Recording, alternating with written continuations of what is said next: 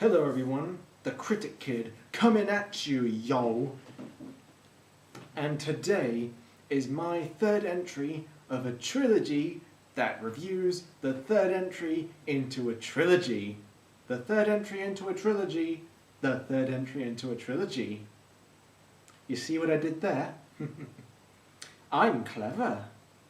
Today's movie is Zombie 3, which is of course a sequel to Zombie 2. However, that was just in Italy, because in the States the same movie was released under Zombie, because in the States, Dawn of the Dead, well, was known as Dawn of the Dead.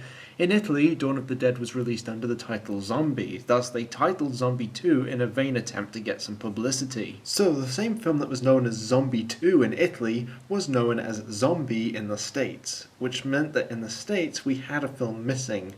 Nevertheless, for whatever reason, they kept the name Zombie 3 while importing it to the States.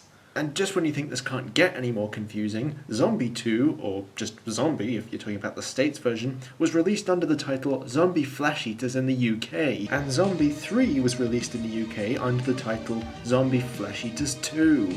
Seriously, this is why there's been such a long time between Neverending Story 3 and this review, because I've just sat there for days wondering how any team of promoters could concoct such a fucking mess. What? I suppose it was good exercise for the feature itself because, as you can imagine, it doesn't make sense on a number of levels. Let's start by talking about the connection between this and the predecessor, The Zombie. There is no connection between the two films. That pisses me off. And I think this Italian man is pissed off as well. Un film, sei un grande Babbo Natale, sei... Un vecchio ubriacone bastardo, altro che... Bastardo indeed. Lucio Fulci's Zombie is no masterpiece, but at least the zombies in it were rather frightening. They were slow shufflers, which made this horrible, eerie, rasping sound, but it worked because whenever I saw them advancing towards the characters in the film, I was quite engaged in wanting to see the characters get away from them. But with Zombie 3, I was either squinting to see through the fog overdue or the shoddy lighting, or I was just laughing at how ridiculous the zombies looked. So speaking of the zombies, they pretty much throw out the zombie rulebook with this, because these zombies do not act like zombies. They seem to have more of a craving for wrestling and hand-to-hand combat than they do for the human flesh. This crafty zombie likes to sneak up on his victims and push them in the water. There are many zombies in the film who hide and like to jump out at their victims. And this zombie is even broadcasting a radio show. How mental is that? What do you think, random Italian guy? Questo è strano, cioè, è solo strano, non è brutto, squallido, è stupido, cioè, non lo so. I agree entirely. And it isn't just the zombie rulebook that's thrown out the window. The film also sticks its middle fingers up at the fundamental laws of physics with the flying zombie head. So let's summarize from the beginning. The film starts with some terrorists hijacking a biological weapon known as Death 1. The scientists at the lab, well I should say the soldiers at the lab, attempt to fight off the terrorists, but they seem to be using invisible bullets which are rather useless. Finally a bullet does actually catch Death 1, and the terrorist gets infected. The infected terrorist then goes to a hotel where he attacks a woman who spits a blood capsule out on a mirror, and generally just gets the infection going. But no worries, a quarantine squadron, lifted right from the crazies, comes in and cleans up the mess. The army capture the bodies and then cremate them.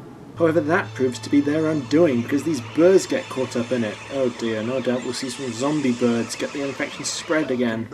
Now you're probably wondering, what was the point in containing the infection and then just spreading it again? Well, it's a very valid question, and the thing is, they did it because the film wasn't long enough. Yes, Lucio Fulci pulled out for health reasons, amongst other things. Maybe he just knew how shit the film was.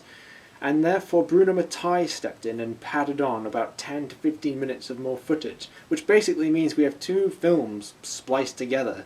So Bruno Mattei shot this portion of the film where the scientists argue with the military, and you can tell he did it because the scientists here are attempting to create a cure for the virus, not with test tubes or anything, but simply by scribbling on pieces of paper and the whiteboard in the background. And Lucio Fulci brings us the story of these ladies and soldiers attempting to survive who, prior to the zombie outbreak, twat about in the most inane of dialogue. I don't believe that anyone could form any sort of connection with these guys. Have a listen and just tell me what you think. This Blue Arts music's great, huh? Yeah, making me horny. That girl, what was her Cindy, Lindy, I don't know, something. I don't remember her name, but I sure as hell remember her tits. Good grief.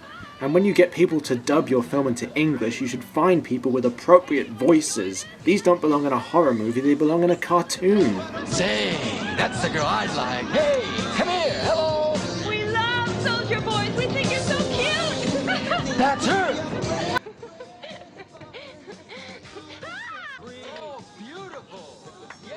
We're getting back to how we know that Lucio Fulci is responsible for this portion of the movie.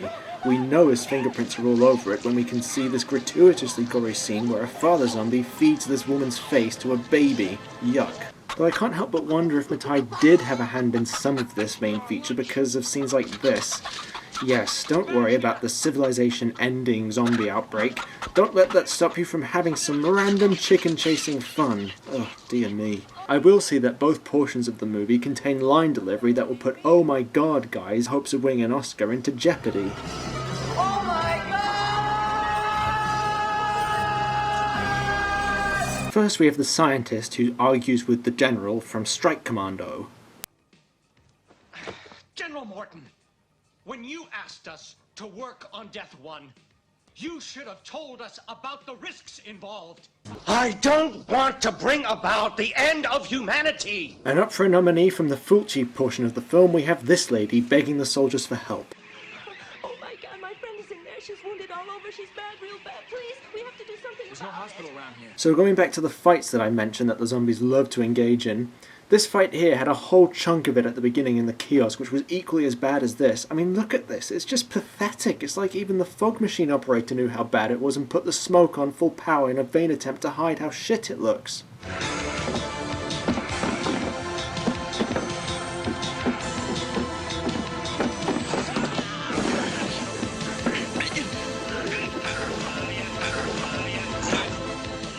Oh my god, this is so fucking boring, movie. Whew. Oh, thank goodness that's over. Oh, thank you. Right, so moving on to the rest of the movie. Ah!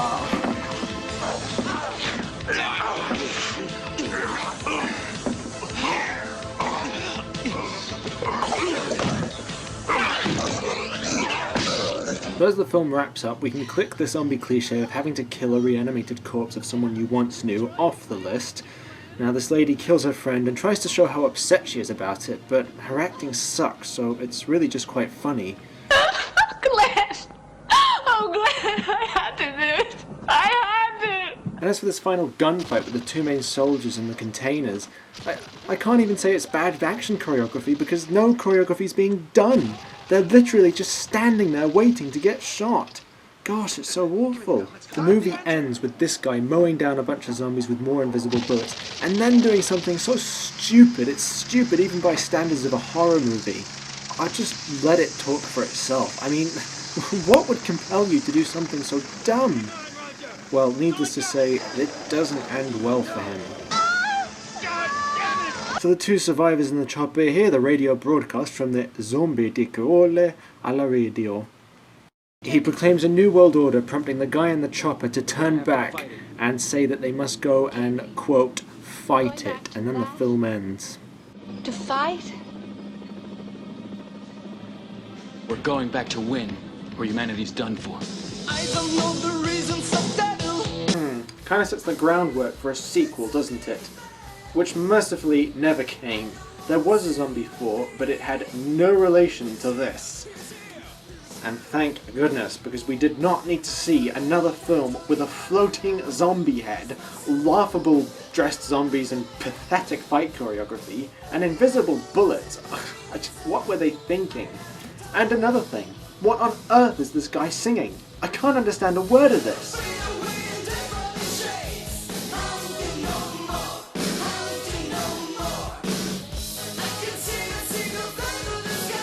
I'm the Critic Kid, beating, or shitcasing, bad movies everywhere.